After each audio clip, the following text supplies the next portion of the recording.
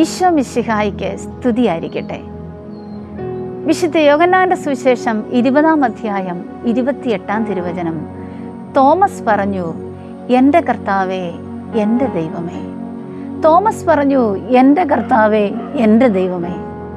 പ്രിയപ്പെട്ടവരെ, എല്ലാം എൻ്റേതാക്കുവാൻ, എൻ്റെ പേര് നിലനിർത്തുവാൻ, സമ്പത്തിനും സ്ഥാനമാനങ്ങൾക്കും സൗന്ദര്യത്തിനും പ്രശംസയ്ക്കും ഊന്നൽ കൊടുക്കുന്ന ഇന്നത്തെ കാലഘട്ടത്തിൽ ഈ ദുഃഖാന തിരുനാൾ നമുക്ക് തരുന്ന സന്ദേശം എന്താണ്? കർത്താവ് എൻ്റേതാകണം, ഈശോ എൻ്റേതാകണം.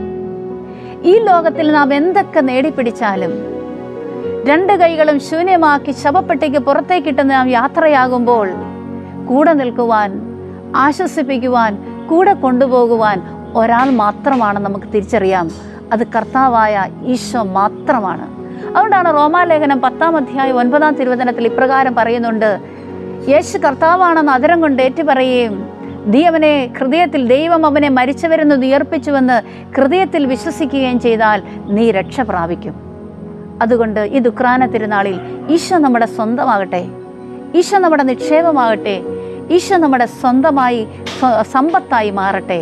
സ്ഥാനമാനങ്ങളും എല്ലാം നഷ്ടമാക്കിക്കൊണ്ട് കർത്താവിനെ നമുക്ക് സ്വന്തമാക്കാൻ തീരുമാനിക്കാം.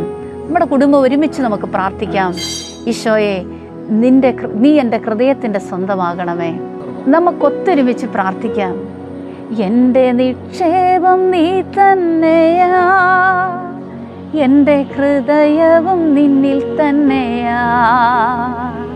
എൻ്റെ നിക്ഷേപം നീ തന്നെയാ, എൻ്റെ ഹൃദയവും നിന്നിൽ തന്നെയാ. ഈശോയെ, എൻ ഹൃദയത്തിനുടയോനേ, എൻ ഹൃദയത്തെ കവർന്നോനേ.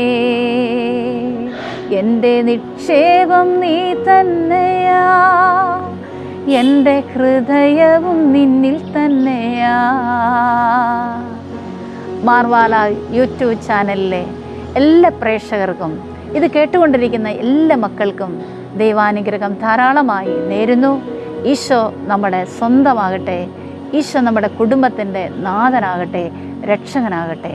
ദുഃഖാന തിരുനാളിൻ്റെ മംഗളങ്ങൾ എല്ലാവർക്കും സ്നേഹത്തോടെ ആശംസിക്കുന്നു. ആമേൻ.